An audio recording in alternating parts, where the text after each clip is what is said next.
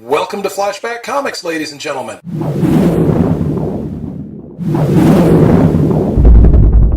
I am Troy David Phillips, and standing here beside me is Kevin Goswan. ComicsOnline.com, everything geek, pop culture. I just love reading your shirt. I can't help it. I'm sorry. Thank you very much. It is incredibly awesome. We're doing something a little bit here different at Flashback Comics. A lot of you are used to our new book releases. What we're going to do is, there's so many comics coming out. We're going to cut this down and spotlight just a few of the things coming out. I know there are a lot of comics we're all pretty excited about. I'm reading over 100 comics a month these days, so I'm excited about a lot of things. You've got a lot to be excited about. Yeah, well, I certainly do. Have you hit the 100 mark yet? Not recently. You're just getting me back into comics, and so I have Troy David to thank. Red hot pokers, ladies and gentlemen, they work.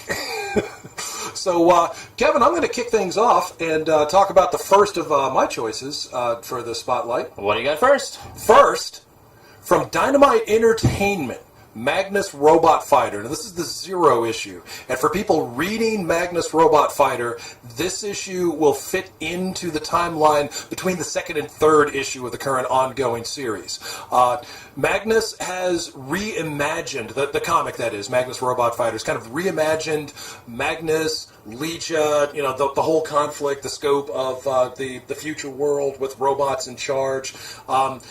The picture of humanity is very different than it was back in the Gold Key days, and even back from the Valiant days. But it's still quite exciting. Magnus still delivers a lot of hard-hitting, karate-chopping action to robots. I'm loving it. Leisha Klane's role has been expanded on greatly. She's a much stronger leading character now, but her relationship to Magnus is different from the old girlfriend relationship that she was back in the Gold Key days. Nice. And I'm not familiar. I haven't been familiar with Magnus since the Valiant days. What readers, the readers of what comics would enjoy Magnus Robot Fighter today? If you're a fan of anything that Fred Van Lente writes, then you're getting great Fred Van Lente stuff here. If you are a fan of dystopian science fiction, Magnus Robot Fighter is a book for you.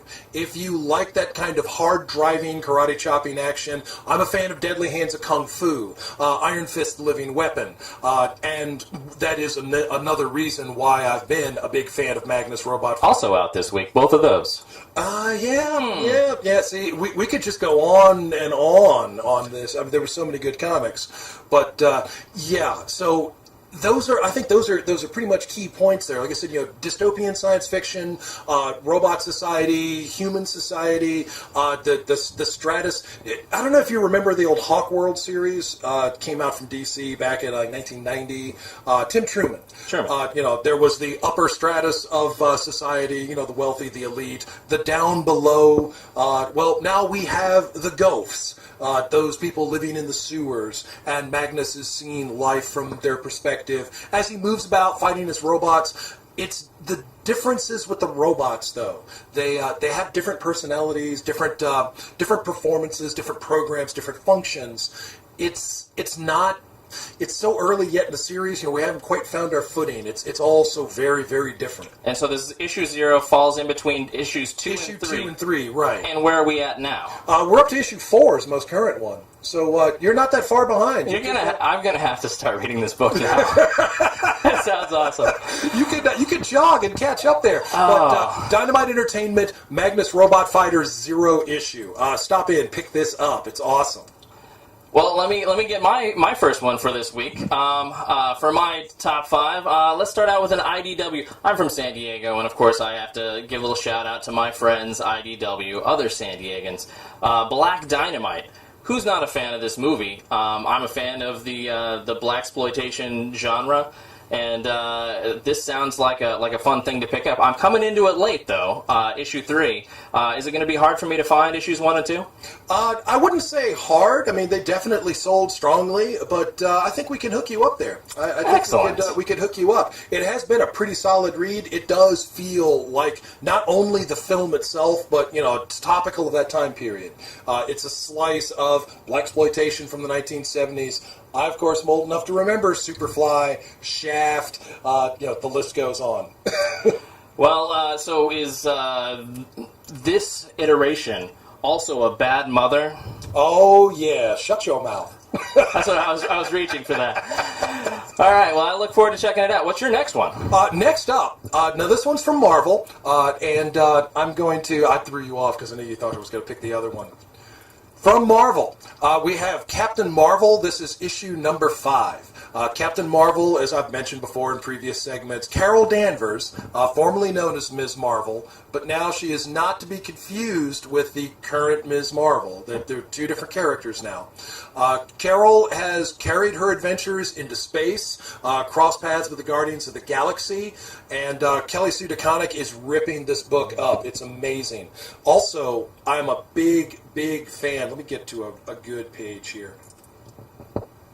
I like the David Lopez artwork. Okay. I'm sold so heavily on the interior art of this comic. Let me keep that in 9.2 condition there. So, can we see that? Yeah, it is. It's really incredible. Kelly Sue DeConnick is writing a very strong leading female character. There is everything to love about this book. Epic science fiction. It's what you've come to expect from a Marvel galactic, cosmic kind of thing. If you're enjoying Guardians of the Galaxy, also last week was legendary Star-Lord.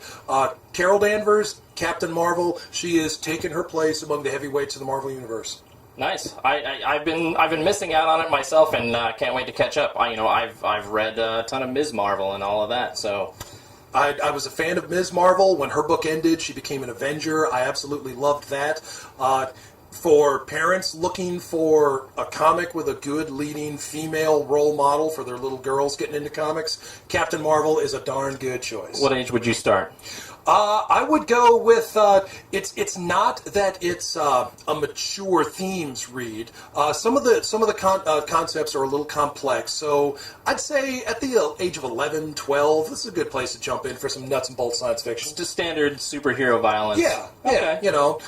And yet Carol Danvers, she uses her words, she talks, she thinks, but she is not afraid to ball up her fists and roll up her sleeves and, make something happen.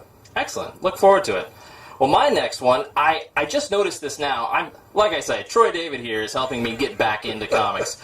I'm the editor-in-chief of Comics Online, and I'm just now getting back into comics because I've been busy, I've been away, but now I'm back. Yeah. Larry Hama, who knew? I didn't. Is doing G.I. Joe again. He's probably been doing it for a while, but I'm excited. I'm thrilled to see him back in action, and I read G.I. Joe. I didn't even like the action figures back when I was a kid. I liked the show, of course, because it was back to back with Transformers. Of course. But the comic was so well written. It was so above and beyond anything that you would see in the cartoon, and I'm really looking forward to checking this out again.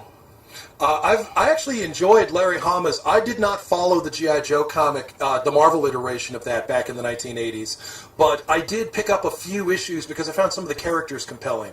Of course, like Snake Eyes, who didn't? I thought Storm Shadow was an interesting villain. Zartan was an interesting villain. The Baroness, of course, was gorgeous. Everyone was in love with the Baroness. Scarlet, Lady J, Flint, Hawk, Rock and Roll, Roadblock, all of the characters, I found them compelling, and so I would pick an issue up and read it and go, wow, that was really good.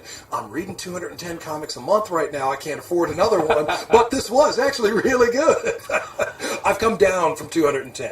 It's not at that level anymore.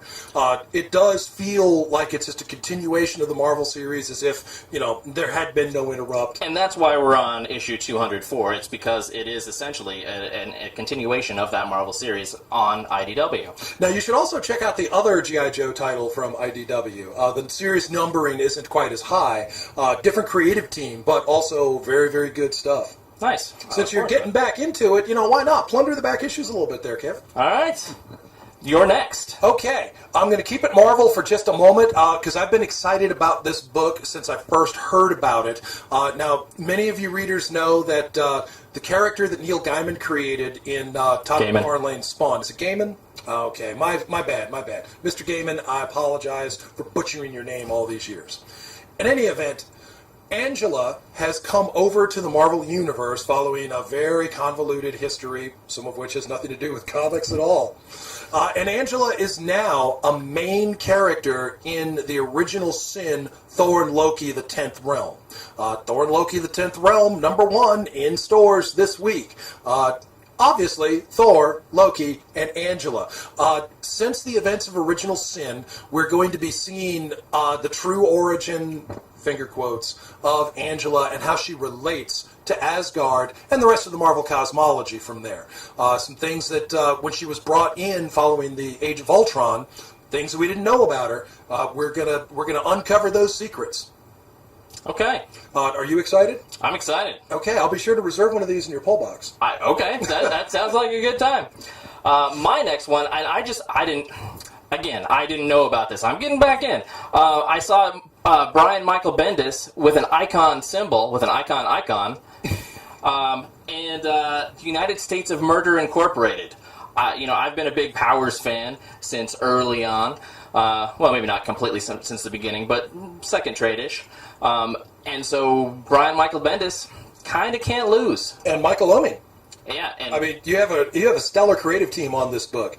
You haven't read the first 2 issues yet, have you? No. But I will provide them for you. That's what friends do. I'll look out for you. I'll help you out. My box is getting more expansive, but and I have Troy to thank for that. Oh. It's a very good crime story. It kind of takes that to the logical step of, hey, what if the mafia just actually did own a city and had a society, and the society wasn't quite so secret, but if there were corruption within the corruption, if there were characters who are not what they seem to be, if there was some plotting and backstabbing and a way for authority, conventional authority, to take their city back from this criminal authority. And it's Brian Michael Bendis, so you kind of sort of know what you're into for his storytelling sensibilities. They're good, and they're multi-layered. And Bendis has a way of dropping an Easter egg on you and then coming back later and going, hey, remember when you thought that wasn't very important? Well, here it is. Ha-ha. That's true. And, when it comes to your description of this series, it kind of brings to mind more of a Brad Meltzer rather than a Bendis. But I kind of like the idea of putting Bendis in that genre, so I'm excited to start reading it. Yeah. He handles superheroes well. He handles crime well. He's done the Avengers. He's done the X-Men, Ultimate Spider-Man, and now the United States of Murder Inc. People, issue number 3. Don't be like Kevin. Come on in and pick those up before they're all gone. Before I buy them. Yeah, really. And he'll do that. He'll just buy the whole thing. What's your next one, Troy? Okay. It's summertime. Summertime, is all Flashback fans know, is my least favorite my least favorite season. But summertime brings swimsuit specials. Zenoscope Entertainment giving me their Grimm Fairy Tales 2014 swimsuit special. I'm a little jazzed about this. We're getting closer and closer to Grimm Fairy Tales issue number 100. It's going to be a big thing. It's going to kick off a whole new line of story plot. I am all over this. So I feel good about just taking a moment and checking out a few of the Zenoscope ladies. And so this swimsuit spectacular is it just all splash pages, or is there a story to it? No. In the typical Grimm fairy tale, there's going to be a little bit of a story. Nice. Now, I've only been able to thumb through this one a little bit, but there's usually a twisting in any of the Grimm fairy tales. Any of the stories that Sela has been the lead on, they lead you somewhere. It's kind of like a Twilight Zone. It snaps back around, and oh wow, what was that? Now, I'm a Fables reader from since issue 1. If I were, but I have never read any of the Grimm fairy tales. They kind of look just kind of like, oh, here's some TNA, and here's some great. The covers are very cheesecakey. I will be the first person to admit it. But if you pick them up and read them, there are some solid. Grimm fairy tales has a very tightly interlocked series of. I don't really want to call them horror stories, but they are fantasy horror, if you will. Sure. The Wonderland series, very much a psychological thriller, the Alice Little and her family, and the Wonderland creatures, and how they played upon her sanity and cast doubt on her sanity. She wondered, am I actually crazy? Is this really going on? Yes, it really is, but no one else believes you.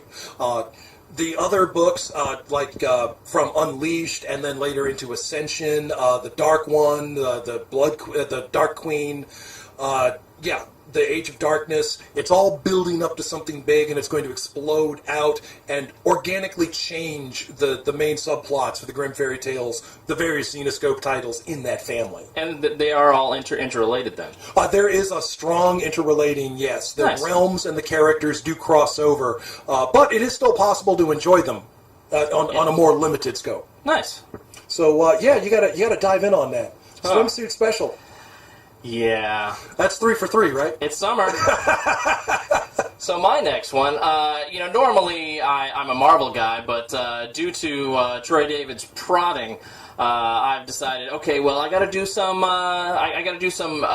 indie stuff, and even though I have to say, not the hugest big New 52, no, New 52, not the biggest New 52 fan. I saw this. Smallville season 11, and this is something that I have wanted. This is something that I have wanted to check out since it came out, and I still have not. I think I have the first issue, and that's it. But Smallville, for me, they said no tights, no flights from episode 1. Yep. I said, okay, after that guy who said that, the original showrunner left after season 5, I'm like, okay, throw that out the window. Let's get the tights. I want a Superman show because I like those characters. I like those actors playing those characters, and it never happened until the final issue. And then in comics, thankfully, we've got where he is in the tights, and that same Smallville version of Superman is playing that character. It's good for fans of the Smallville TV series, since, season 10 was the final one. I've actually enjoyed Smallville Titan, Smallville Alien, and now Smallville Lantern, the concept of Clark with the ring. Tangentially, it's also interesting to see Supergirl in her comic right now, where she has a Red Lantern's ring. Really? Yes, a Red Lantern Ring of Rage. So here's Clark with the Green Lantern ring, and interacting with the other lanterns and going through their. I can't say now. I got to leave something for you here.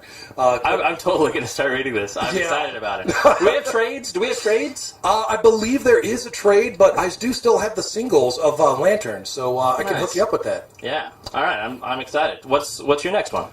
My next and my final pick for this segment, DC Comics. I love DC Comics, and I'm very much enjoying the New 52 right now. There is a new iteration of the Suicide Squad. Following the events of Forever Evil, we just knew this was going to happen. We knew that Amanda Waller's Task Force X group was going to undergo an evolution, and I think we kind of guessed, those of us who were reading the series at the time, we kind of guessed where some of these characters were going to fall. Harley Quinn, Deathstroke the Terminator, Black Manta, but also Joker's daughter. Where did that come from? An interesting character. Not a whole lot has been done with her right now. There's a whole lot of mystery. This character is very much a wild card, not unlike Harley was a few years ago. Sure. And I won't say Harley's gotten to be old hat, but very popular. Well, yeah, she's very popular, and we know what we're getting into. She is crazy as a bag of cats, and it's kind of cool, her craziness. Joker's daughter, we're asking questions like, where does she come from? Why is she so fascinated with the Joker? Why is she wearing his face? Etc. So the ensemble group of Suicide Squad, any iteration of the Suicide Squad, is usually involves some very interesting characters forced to work together. And some of them do, and some of them do not.